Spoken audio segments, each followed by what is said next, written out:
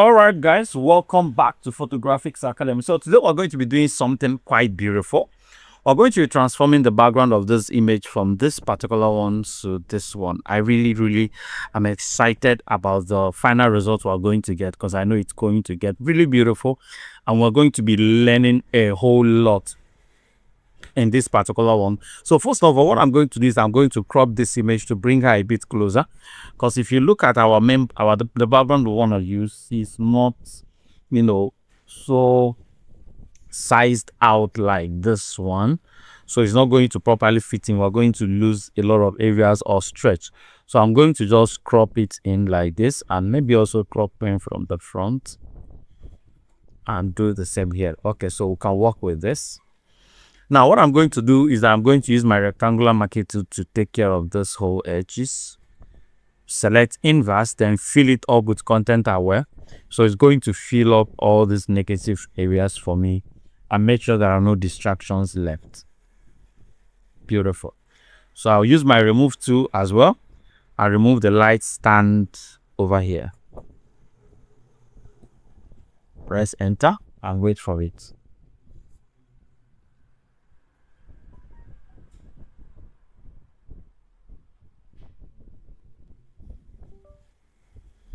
Okay, so make a selection of the object.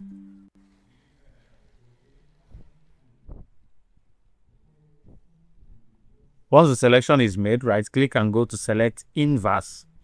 Then now, if you look at our image, you notice that the only thing we selected is the lady. Our chair is not selected, and we need the chair to be in the selection. So I'll hold my alternate and just minus this whole area like this. Then add these parts.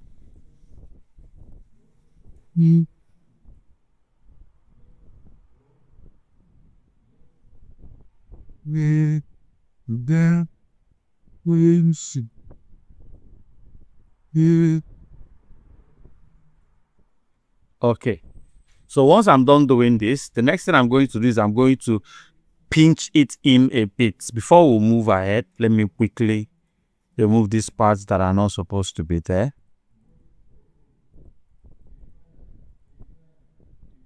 And also add these areas as well.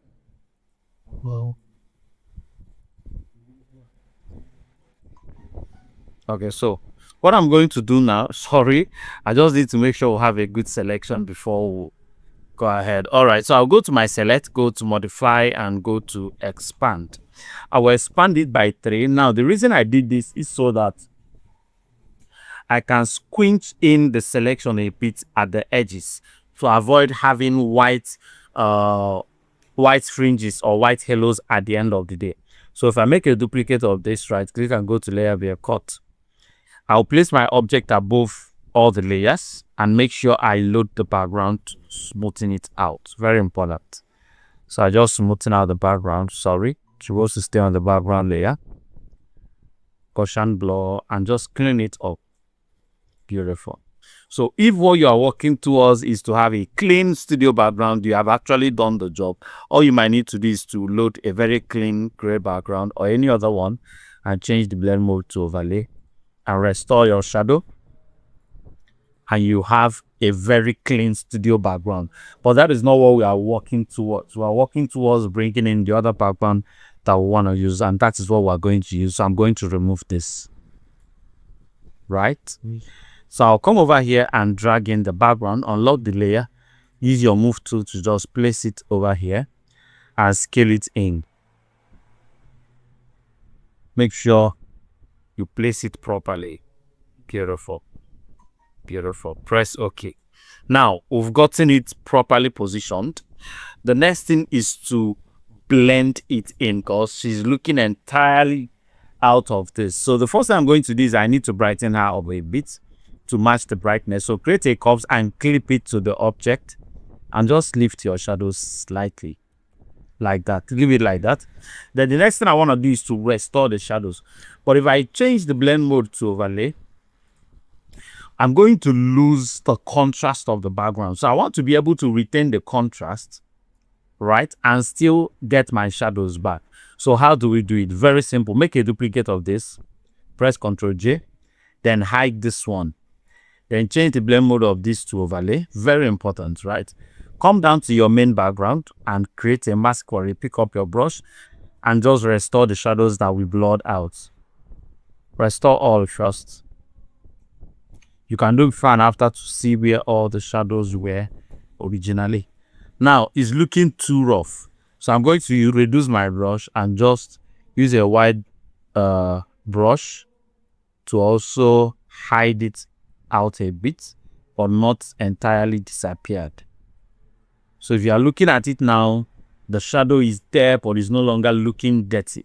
But the issue we'll have here now is that we are now losing the main background because of what we said initially about contrast. So that is where turning this one back on comes to play. But we are losing the flow. So what do? We'll create a mask for it and just get the flow of the original, of the one behind it back. And this is how you restore your shadows perfectly, right? You can decide to just, lighten it up a bit, whatever you want to do. But we'll have our object properly or professionally positioned on the background, sitting cleanly. So what do we do about her skin tone? We want her skin tone to glitter, be fair, and be saturated a little bit. So I'll come over here, right above here, and create a solid color. Let's create it over here. Press OK. Then minimize it and still open it back. So I want to use any of her skin tone to create a very beautiful skin tone for her.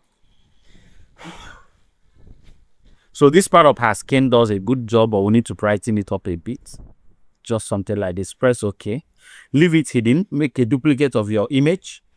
Come over here and create a mask for it. Go to select, go to color range. So this will allow also to make a masking of her skin tone only. Right? Then press OK. Use that mask to replace the mask of the solid color right here.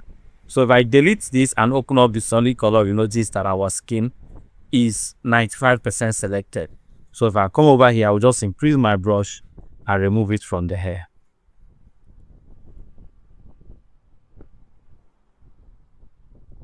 Because we do not need the hair to be colored.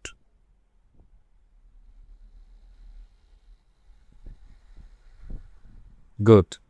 Then go through the chair she's sitting on.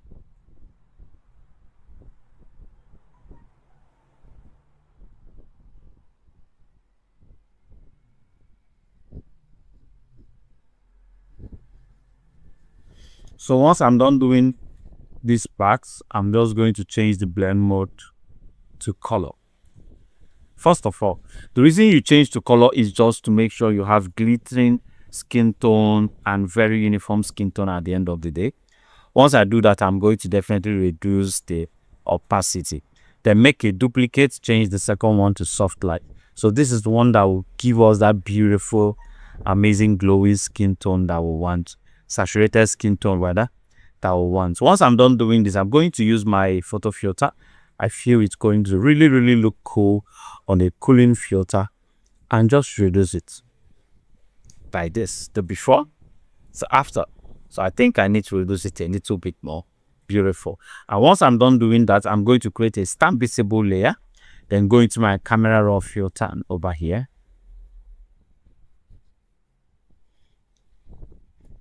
just try to make few adjustments. I think I actually love it with the highlights down, but it's going to look very flat. So let's just keep it somewhere around here. Beautiful. Maybe add a little contrast, give the shadows white a little bit. Then using my curves, just a bit on the highlights like this. Beautiful. So I'll come right down here and just saturate this a little bit. Right? I like the way the yellows on the POP is popping. So let's go to the luminance and reduce the yellows. So it's going to allow the light even become a bit more visible.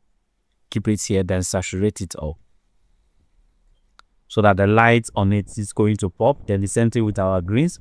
We'll pop the green. I think the color over here is saturated enough already. Just keep it the way it is. Press enter.